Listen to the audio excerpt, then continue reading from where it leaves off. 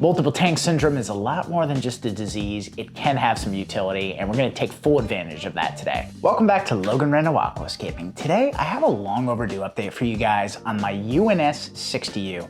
I set this up a little over a year ago in September of 2021, and it's gone through so many different changes. When I first set it up, it was kind of amateur looking, pretty barren. I didn't have a whole lot of plants to work with, but now it's really lush. There are baby guppies, there are crystal red shrimp everywhere, and it's really just a joy to watch. But there is one major problem, and that's that I've been constantly plagued by really bad BBA in this tank, especially in the back. And honestly, I sort of deserve it because I did introduce some rheophytes, my Anubias and my Bucephalandra, that had been previously affected with BBA. So I kind of knew what I was getting into, but at times it just gets really out of control. I replanted the background from the original Microsorums to Uncus repens way back in the winter of 2022. And for a while, things were going really well, but eventually the BBA pretty much took over.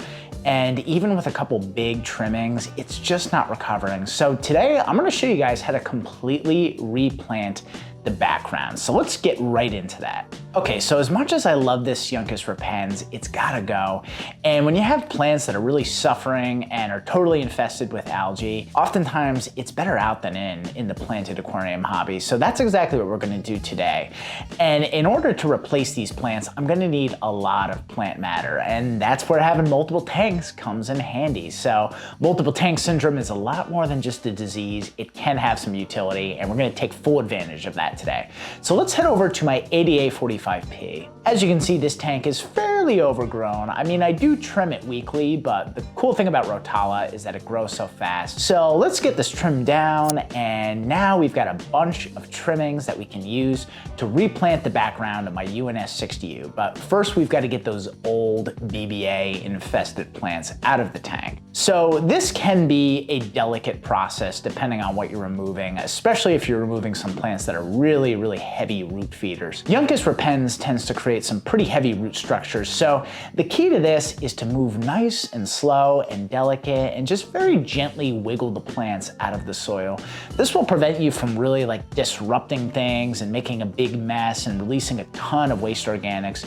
You always want to avoid that because it's just never good to stir those things up into your tank. So of course you want to do this with the filter off, and I highly recommend using a really nice pair of Aquascaping pincets to gently tease your plants out. And then once those old plants are out, it's gonna be a good idea to go through the background and do a very small partial water change to suck up any mulm, detritus, algae that's lying around. Just gonna clean things up a little bit. And next up, it's time to get those new plants in there.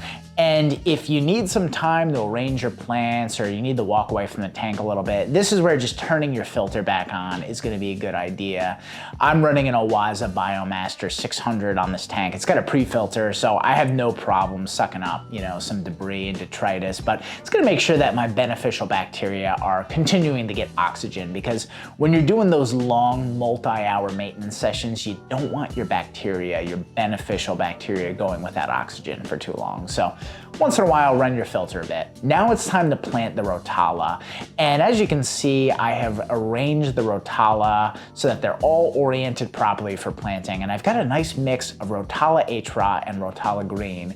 It's a good amount of plant mass to work with, but it could be better. So I'm gonna have to plant individual stems and spread them out as much as possible to really maximize the coverage on the background. You never want too much exposed soil in aquascaping because that can lead to conditions that give algae the leg up, and we do not want to give algae the leg up in this tank, especially not BBA. Cool thing about Rotala Atra is they are significantly faster growers than Uncus repens. So when you have those really slow growing plants like epiphytes and rheophytes and microsorums and Uncus repens, they're just that much more prone to accumulating algae because they're not producing new tissue as often as something like a stem plant like Rotala. So I think this mix of Rotala Atra and Rotala Green will achieve three great things.